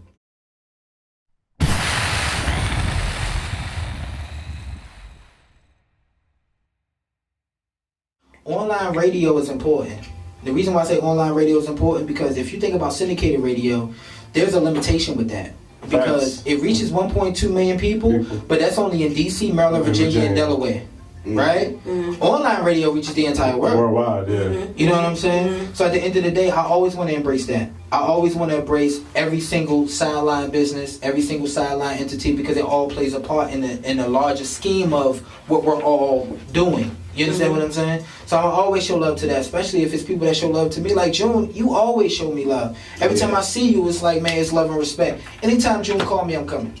If he called me and said, yo, I'm outside at the Shell gas station, this dude want to fight. All right, where you at? I'm pulling up. You know what I'm saying? Like it's just a lot of love and respect there, is what I'm trying to say. You know what I mean? Yeah. So as long as that's in place, then I'm going to be in place. You understand what I'm saying? But when guys be doing like what you be talking about, and what you just talking about, June, like I don't respect that. And he asked June for a drop he did it with no issues. Yeah. And and I play his music up here with no problem. Like I say, it's like he's our main followers. Yeah. Like June, we own it. Yeah. I don't even think I'm that popular. And then he'll like one of my pictures. I'm like, yes. And this man, Untouchable 1203 MG, he's checking in right now. Yeah, man. Yeah. So that whole movement is dope, man. And that goes back to what me, my partner CEO Den, my partner Earl, Bambino the Great, Tony Reds, that's what we're trying to do. We're trying to embrace black businesses that's trying to come up. You know what I'm saying? Because this is not the ceiling for you guys. You know what I'm saying? I might see you on TV One. I'm trying to You know get what there. I'm saying? Like I might see you on BET. You know what I'm saying? Yeah. Like I might see you at the awards next year. You know what I'm saying? Like who knows? You know what I mean? But at the end of the day, if you take your influence and you embrace me and you assist me, right? And then I take my influence and I embrace you and I say, shoot, then what do we got? We got a powerhouse conglomerate. That's what it's about. Now imagine if everybody thought like that. DC would be Atlanta. Everybody want to run from so-and-so and so-and-so down to Atlanta. We could be Atlanta. What you think? You think it's the HNIC syndrome? Everybody want to be Yeah, of course. HNIC. And it's like we try to get away from that, the whole crabs in the barrel thing. Yeah. But it is though. It's like coming from the communities that we come from, we're taught to think like that. We're taught to feel like I have to be better than you. I have to have a better girl. You know what I'm saying? And I come from the streets, so I know that this is the way I was indoctrinated. I have to have a better girl than you. I have to have better clothes than you. I have to have a better car. You know what I'm saying? Like all that. Like I gotta spend more money in the club. Like you know what I'm saying? Pop like more bottles. See, that's the way that they divide and conquer us as a people. Yeah. You know what I'm saying? Like we didn't start thinking like that on our own. You know what I'm saying? Like we were taught to think like that. You feel me? Because they don't think like that at all. You feel me? But we do. Why is that? You feel me? Like we're the only race of people who does think like that. You know what I mean? Like you got El Salvadorians, and I still haven't figured out why Maryland is like the El Salvadorian capital. Like, you know, out of all the Spanish-speaking and Latino countries, like El Salvadorians in particular gravitate to Maryland for some reason. But you'll find them like 3 families in one home. You know what I'm saying? Because they don't think like that. It's not about me trying to be better than you or me trying to outdo you. It's like, how can we work together to save this money, preserve our resources, and build businesses and buy homes and do all the things we need to do in America. You feel me? We don't think like that. So at the end of the day, if we thought like how they thought, imagine how powerful we could be. We could be as powerful as we once was. We could be as powerful as we once was, but we got away from that. You feel what I'm saying? Yeah. Because you got power, you got power, you got power, I got power. And then you know people with power, so do you, so do you. So imagine if we all had a round table meeting and say, okay, so what do you do? What do you do? What do you do? And then said, all right, cool. So we're all agreed before we get it from this table that we're going to do this together. I mean, we would dominate. And that's and that notion right there is exactly the conclusion that Atlanta came to. They said, you know what? We're going to take everything that everybody does and make it just like one deal. You know what I'm saying? Like you got whole artists from Atlanta that got record labels that sign nothing but artists from Atlanta. You understand what I'm saying? Ain't no New York cats on their label, LA cats on their label, DC. Like I told people, I stated it already. I said my whole mission right now with Iconic Quest is to become a record label. And I'm not talking about one of them indie labels like Trap Gang for Life Records. No. I'm talking about that as a management firm, we do enough numbers to where Universal will offer us a $30-40 million budget, and then it would be Iconic Quest Universal. You understand what I'm saying? And then we sign artists, and then we function as a mainstream recording label, right? At that point, I told him, I said, yo, the first 10 artists that I break are coming from DC, and I can name them with my hands right now. The first 10 artists, if I was to get a record label, the first 10 artists I break would come from DC. I'm not going to Florida. I'm not going to LA. I'm not going to New York. I'm not going to all these places because I've seen so much talent here. But they just don't have the mindset, the education, and the opportunity. So the first 10 artists I break, if I ever was to get a record label, would come from DC. I could name them. Layla Capri, Mike D'Angelo, Queez the Queen, Kenilworth Katrina. Who else we got? Shelly the MC, Tokyo Crow, 3-0 Black. Who else we got? June the Kid. You know I was about to say something, right? Come on now. You think I'm not hip to him? Of course, I'm hip to everybody. Who else we got? That's 8. I got 2 more that I'm probably not. Link? Well, you know. I don't know if he's ready yet. You don't think so? I mean, he got good music, don't get me wrong, but like I told you before, I'm all about the mentality of an individual, so I don't, Okay. Yeah, I'm not sure if he's ready to handle all the things that come along with being a big name artist like a Drake or a Kendrick Lamar or a J. Cole. That's a different kind of pressure. Yeah. That's a different kind of pressure. You know what I'm saying? Mm-hmm. So at the end of the day, everybody's not ready for that. You may have talent, but you may not be ready to handle what's on Drake's plate or what's on Kendrick's plate. Or what's on the Weeknd's plate. You know what I'm saying? It's a different kind of plate. So what's more important? Talent, work ethic, just both? Or just having both? Or just... Well, first of all, work ethic trumps talent any day. Because if you do your job better than I do, but I show up to work more days than you do, then who's gonna keep a job? Me or you? Yeah. You see what I'm saying? You're fired. Yeah. You're awesome at your job. But you come to work 2 days a week. I come to work 7. Every day, yeah. I got my job. You're fired. You see what I'm saying? So work ethic trumps talent any day. So while we're here doing this, we're working, right? But say if we wasn't some working type of cats. Say if we like to be in the club, hanging out, you know, we like to chase girls, get high, pop bottles. Guess what? Like my man Jay-Z said in the Fade to Black documentary, it's a dude right now somewhere in America with a bowl of Apple Jacks. And he writing some ish for me. Yep. And it's like, I don't want no problems. When I find him, I'm going to sign him. You know what I'm saying? That was on J. He had a skit on the... Yeah. J. Cole had it on his album. Yeah. It was a skit. It was a track called Rise and Shine. And it's like, it's crazy because I have an invisible competitor. And what I mean by invisible competitor, that's why I work so hard. If anybody that follow me on social media, you catch me at 3, 4 in the morning, I'm up. And I'm fully lit. You feel what I'm saying? And the reason why is because I have an invisible competitor. It's a dude in my mind that's in Arkansas somewhere, and he's grinding.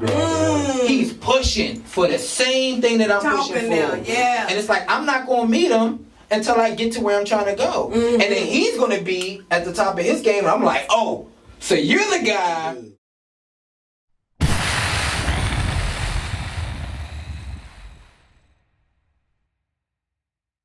So whatever the case may be, things that I may enjoy to do, I feel like he's working. And I'm like, damn, he got me. You know what I'm saying? So I got to get back at it. And it's like, I don't even want to sleep because I feel like while I'm sleeping, this guy's pushing. It's like, I can't let him beat me. Is that where the competition, you know what I'm saying? It is competition. Yeah. Yeah. That's where the competition comes in. Yeah, but see, a lot of these artists, because they got these microwave rap careers, it's like you can make a record, upload it, and now you got a rap career. They don't even see competition, and that's where they make their mistake. They don't compare themselves to a guy like Kendrick or J. Cole or Drake or the Migos. It's like you don't even think about them. How could you not think about them? These dudes are selling millions upon millions upon millions of records, downloads, streams, and it's like you think that your shit is just lit just because. Because your homies is around and, you know. How you not going to feel intimidated by the competition and use that as motivation to push you harder? Like you guys do an online radio show. So what y'all got to do is y'all got to look at the other online radio shows and figure out what they... Yo, we break down 93.9 every day. Like, yo, we be on a line. Like, yo, what they got going on tonight? Oh, yeah, that's how y'all feel? Oh, I bet. We about to do this then. You know what I'm saying? Like, you have to do that. You have to analyze the competition. If you're not, you're doing yourself a disservice. Straight up. That's so funny. I came into this new year, 2017, when we came into 2017. That was my mindset. It's somewhere, somebody out there, some young lady out there pushing and grinding as hard as I am. And I have to catch up. I feel like in the middle, like it's in the middle of the night. I feel like I need to get up and do something. I need to be right. I need to be doing something. I gotta catch up with her. She gonna beat me.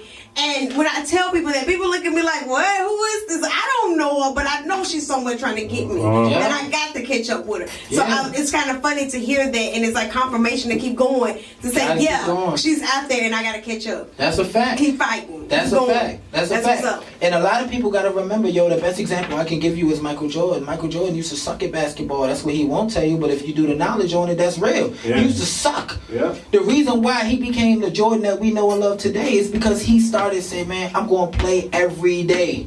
From sunrise to sundown, I'm going to play every single day. So while dudes who were better than him were just tricking off and wasting their time doing other stuff that was frivolous, he was on the court every day. And that's how he became Michael Jordan. You know what I'm saying? Not because he started out being initially better than everyone, but because he put in more time than everyone. So over time, he became better. You understand what I'm saying? So that's why I told you, like, hard work trumps talent any day. Because if you got talent, but he's working hard enough, he's going to become better than you over time. Because he's putting the time in to do so. You understand what I'm saying? That's a fact. Like, same thing with Kobe. Like, I know Kobe got his inspiration from Jordan because, when he came out of high school, and he wasn't that good. Yeah. And, I guess he saw, he played just like Michael Jordan, so he had to watch his videos. Let's not ever forget that Iverson crossed up Jordan. Come on, man. Let's never forget it. But who got more? Never forget it. Okay, I said that, but He's the only one that ever did it. But has Iverson won a championship, though? No. You can't bring his name up. You said what? He got cut from the league at 30. Nah, that's a fact. No more. Nah, that's a fact. But I'm saying, like he had his moment. You know what I'm saying? He had his moment. We can't take his moment away from. Like Iverson got a lot of. Like we can go into that all day. Yeah, but he had his moment. You know what I'm saying? First ballot Hall of Famer. That's it. Yeah. I know how you feel about sports. I'm not even gonna go there. I seen a post. He said, "Man, I'm not gonna talk sports with somebody who don't know what they talking about." Yeah. No, but obviously he was for somebody his height. He's a hard player. Like going to the whole. If you want to talk about hype, you can't even bring height into the conversation unless you mention Spud Webb. Spud Webb was stupid. It just changed. The studio just changed it quick. I'm sorry about that. We got ladies present. No, you good. We're not gonna turn this to the man cave. No, you good. Honestly, he had a big heart, man. He was like, one of those. But see, what a lot of people fail to realize about Iverson, though, man, is that he was a human being, man. You know what I'm saying? Like he did a lot of great things athletically. Does the world know that not only was he a point guard for Georgetown, but he was also a quarterback on the football team? Yeah. Like, who does that? You feel what I'm saying? Like, he did a lot of great things athletically, but again, going back to when we spoke about Noel, like, sometimes when you don't come from that and you get rushed with it, Iverson, come on, man. You know what I'm saying? Like, the ladies love Iverson. Like, he was probably like one of the first sex symbols in the NBA, like ever. with the tattoos and the cornrows and you know what I'm saying?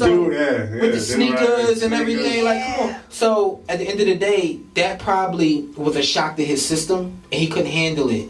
So it caused him to make some bad decisions that ultimately altered his career. His career probably could have been better because he wasn't showing up to practice. He cursing out coaches. Because that goes back to what I'm saying earlier about your man. Yeah. You know what I'm saying? That's the same thing is what I'm saying. Like that's what happened to Iverson, and it ruined him.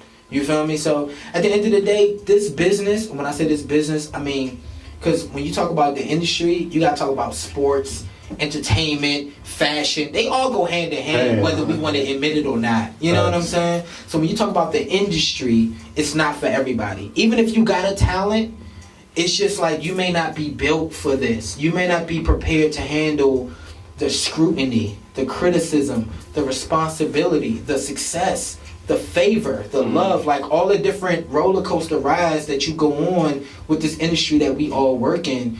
Everybody's not built for it. You may be talented, but you may not be built for it. Like it takes a special individual to be able to have longevity in this.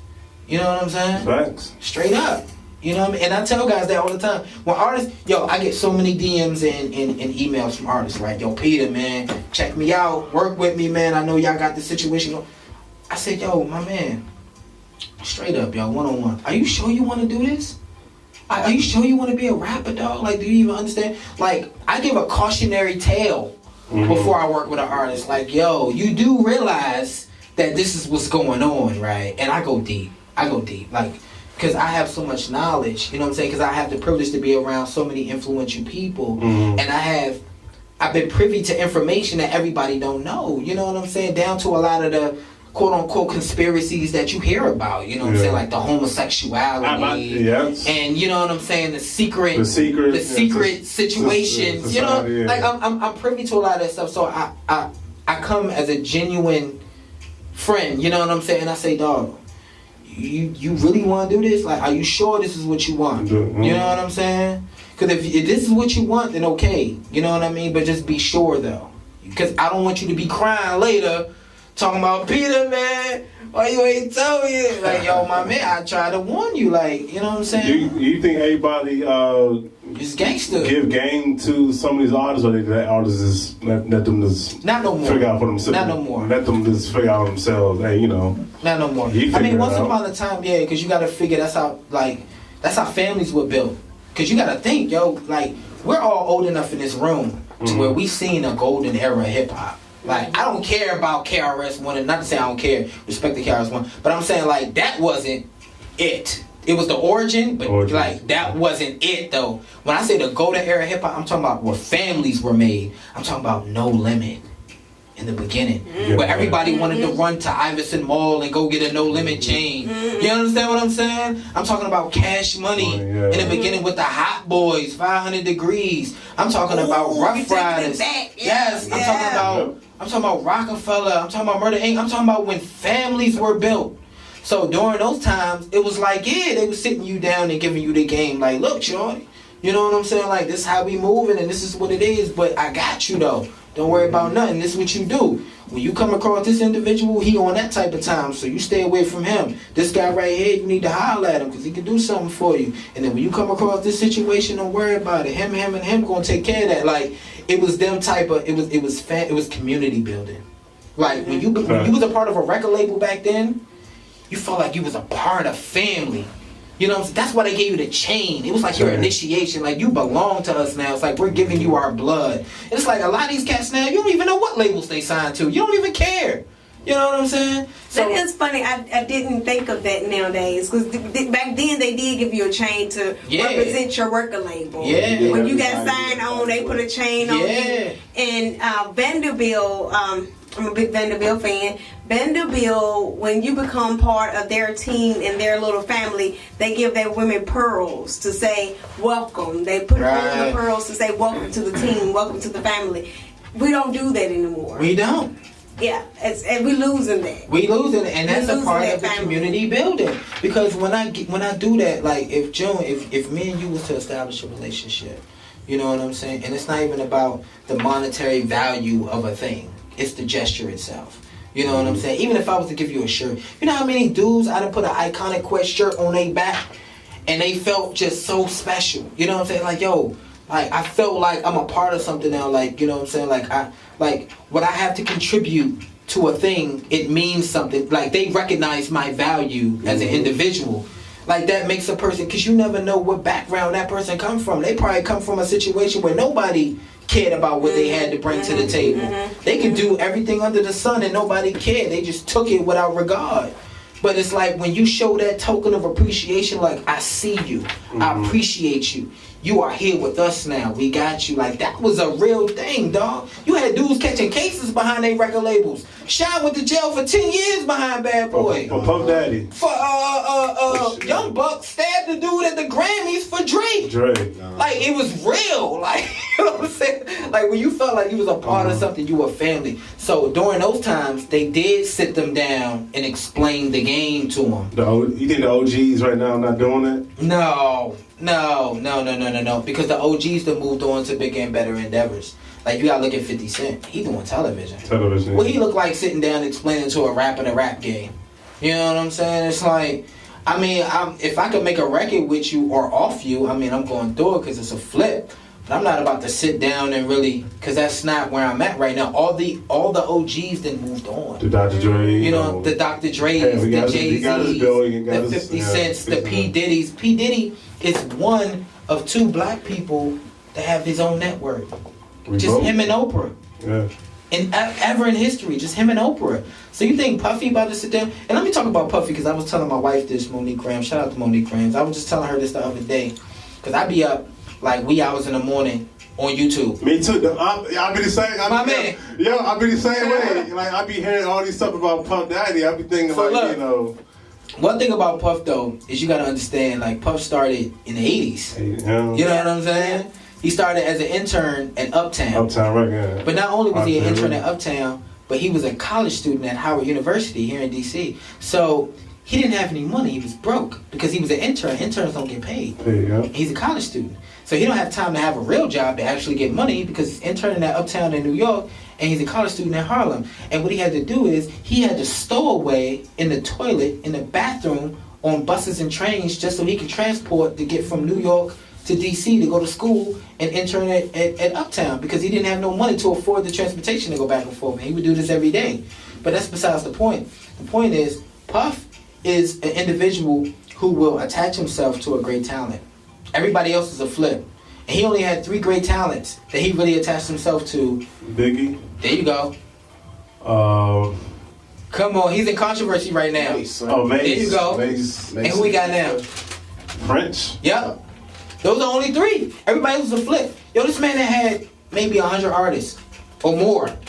Like, think about the, what was their name? Dream? The white girls, the little white girl group he had. Who knows? Shoot. Yeah, I know. We can name them all. Mary J. Blige. Danny the King. Danny, he had that. That was the black girls. Danny King. But he had some white girls. Dream Dolls? Dream something. Yeah. But I'm saying, I remember the little white girl too. I forgot her name. You know what I'm talking about? Yeah, I remember the little white girl. Yeah. So my point is, like, Puff at the end of the day, he'll attach himself to somebody that he feel over his experience, like, really got it. Like, French got it. You know what I'm saying? Like, he's an international superstar. Not only is he from Morocco, Africa, and I know French. Shout out to French. I know French since I was 16. Like, he's from Morocco, Africa. Like, he didn't move to New York until he was 13, 14 years old. From the Bronx, right? Yeah, he moved to the Bronx. So he has international success. You know what I'm saying? And then, you know, of course he's giving French the game. Of course he gave Mace the game. You know what I'm saying? Of course, but Mace made some different decisions. Of course he gave Big the game. But at the end of the day, he's not really doing that right now to nobody. He got a whole television network. And if you ever watch Revolt, like, the most urban thing he has on there is The Breakfast Club. Everything else is like straight pop culture. Yeah. Because he has a television network. So he has the other side that he has to appeal to. You know what I'm saying? So, like, he don't got time to be having conversations with June the Kid, like, yo, my man, you want to be a rapper? I bet that's what you need to do. The OGs ain't doing that. You know what I'm saying? Because they on some next level type of time. You know what I mean?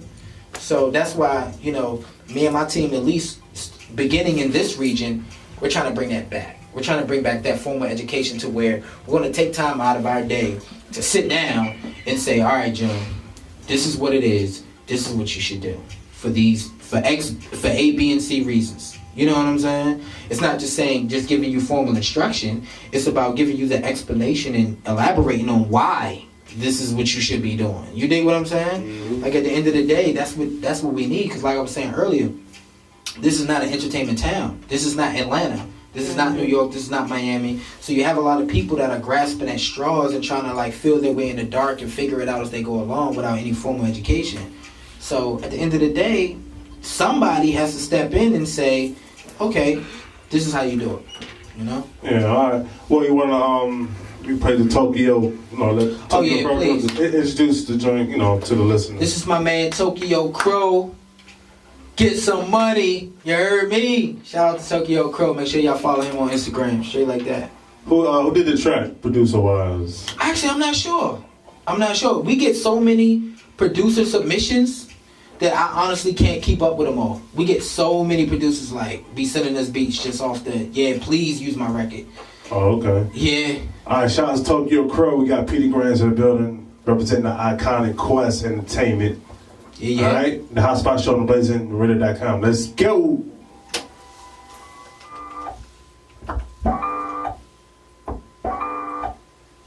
Oh, some needle,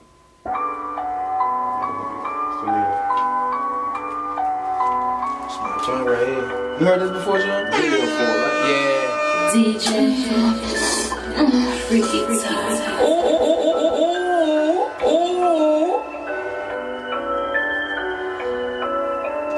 Recognize this right now, looking like a new bag of money. 2 cup when I pulled up, told her back it up with no fronting. Throwing hundreds in the air when the belly started running like a marathon. 8K got a long range from the stretch, look like a fastball. Pitch deck when I'm pissed off. Mac Daddy make a crisscross. 100 only 50 in the just about to have a dance off. This is as real as it get. Queen Latifah gotta set it off. 1-9 for the big scold. About to call it better boy. Tell it clapping. Only smack it if the ass off. 100,000 moving with me, anybody calling FedCon. All I know is get money. All my niggas 100. All my DJ Freaky Ty, bring that track back. That's a certified bang. Okay, Freaky Ty. Okay. Thought I want to DJ Freaky Time. Let's go. Shout out to Tokyo Crow. Let's go. It's called Get Money. Shout out to man Petey Grants in the building. Representing the iconic Quest Entertainment. Let's go. Now looking like a new bag of money. 2 cup when I pulled up, told her back it up with no fronting. Throwing hundreds in the air when the Shout out to Junior Kid in the building, Junior Kid. cake got a long range from the stretch. To the one for Means a Group. Pitch that when I'm pissed off. Like that and make a crisscross. Only 50 minutes in the just about to have a dance off. This is as real as it get. When the Tifa gotta set it off. 1-9 for the big skull. About to call it better boy. Tell it clap it, tell it clap it. Only smack it if the air's off. 100,000 moving with me. Anybody calling FedCon. All I know is get money. All my niggas 100. All my niggas got 50 shots. A lot of niggas don't want it. We talking about what they ain't really about cause they frauds. Lot of clapping in the strip club, round balls. Big with a big stick, got a big for your bra. Big clip like a kickstand, have them leaning low so don't fall. Why you worried about a nut? Shoot some money. Why you worried about a nut? Shoot some money. Why you worried about a nut? Shoot some money. Why you worried about a nut? Shoot some money. Run it up, blow bag on it, kicks tag on it, I'm stunting. Tryna knock a wall down, beat her ass up, baby, I'm trumping. Got my whole hood jumping. Tryna kick it, I'm punting. Laid back on the east side. I'm a giant, no Eli. Pop with the 2 Glock like a Hail Mary, I'm bombing. Gotta pause and get commas. To sleep, but I'm conscious. Waking up, Video? Undefeated, no loss. Beat 100 bags in my pocket. Say she wetter than a boss. Nasty way to use calls. With a pop, with a wave, with a stand up about it. Get money. Real nigga gon' hustle. Latin be talking beat. Latin be frontin'. DMV remix? Ain't nothing. Wait, who? Pulling up in the spaceship with a kick, I'm pumping. I don't know who else popping. Yeah. John Lindsay? Yeah. Dolly? Yeah. Yeah. I can hit trail on this joint. I want trail and I want trail and light show on this joint. Light show, yeah. I want trail and light show on this joint. Actually, we about to do a whole DMV mixtape on some Cali shit though.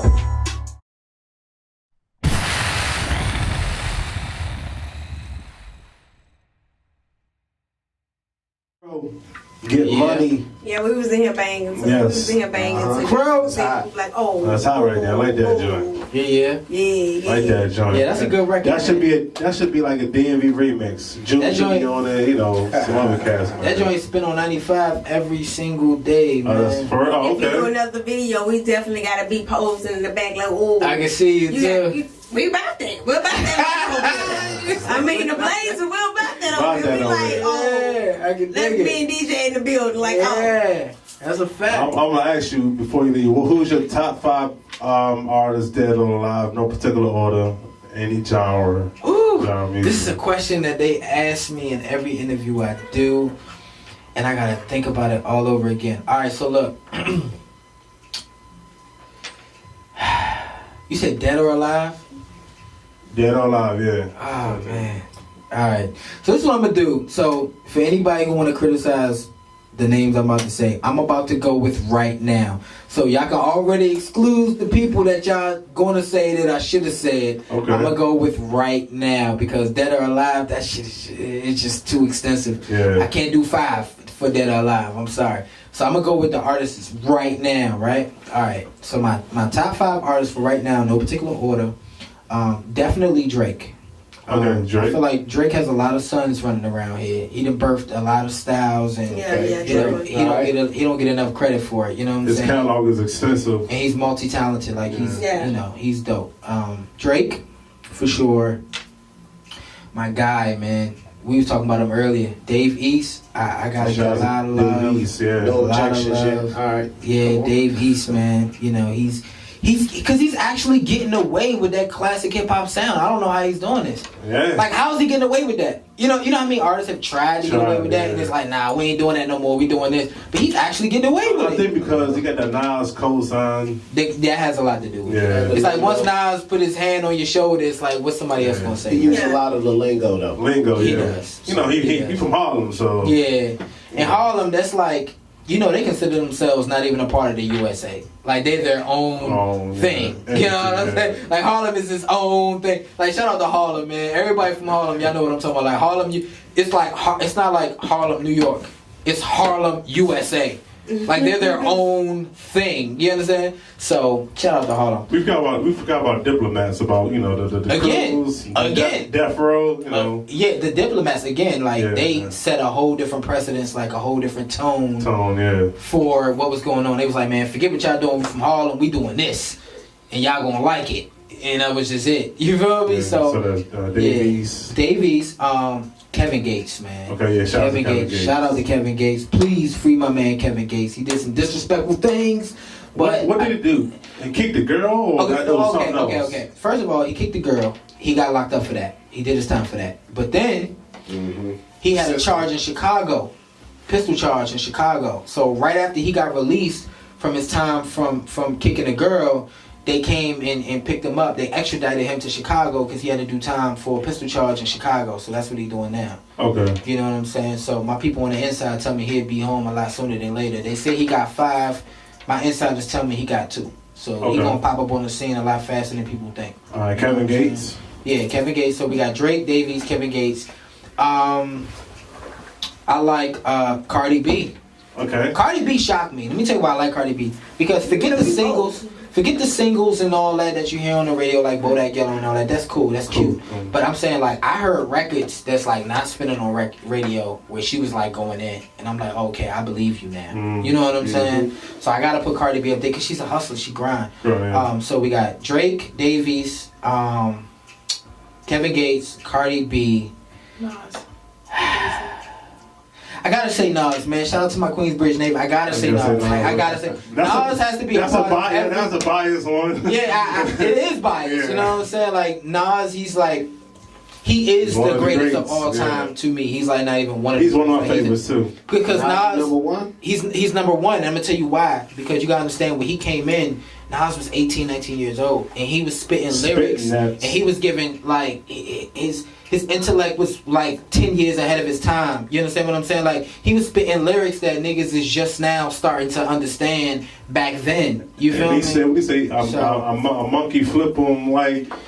Yeah, and Nas is a different type of human being. You understand what I'm saying? Like Jay is one of my favorite rappers as well. But the reason why I can't put Jay before Nas is because Nas was actually not only conveying a message, but he was making it cool. You know when I knew Nas was cool? When I see him in the Nas is Like video, and he was in the studio with Preem, right, with Primo, and my man had on a yellow leather jacket with a wife beater underneath, and he was just like, it's like, yo, it wasn't cool. He was in the projects, right? Yeah, and it's like, who could get away with wearing a yellow leather jacket like that and make it look cool? You know what I'm saying? Like, I mean, I don't know, man. Nas, he just, you know what I'm saying? He tried to... was every other album guy to me. But see, you can't go by the albums, though. You can't go by the albums because he was never good at that. He was never good at giving you a full body of work. But the joints that he hit, they had the impact of a whole body of work by itself. You know what I'm saying? For one joint. Like, you gotta think about, like, Nas is like, you know what I'm saying? Like, that joint, and then you gotta think about Rewind when he told the story backwards. That was dope. You gotta think about Ether. So it's like, he had them joints that hit you in your chest like, boom! Made you look. Yeah, but see, Jay was better at giving you whole albums. But Nas was good at giving you those records that sat with you for a minute. You was like, Jay-Z had more commercial success. Yeah, that's a fact. But Jay, man, I mean, you gotta throw Jay in there. If we're gonna extend it, if I can get the extended clip, Nas, Jay-Z, Biggie, Pac, Eminem, you know what I'm saying? Rakim, KRS-One. I can go on for days.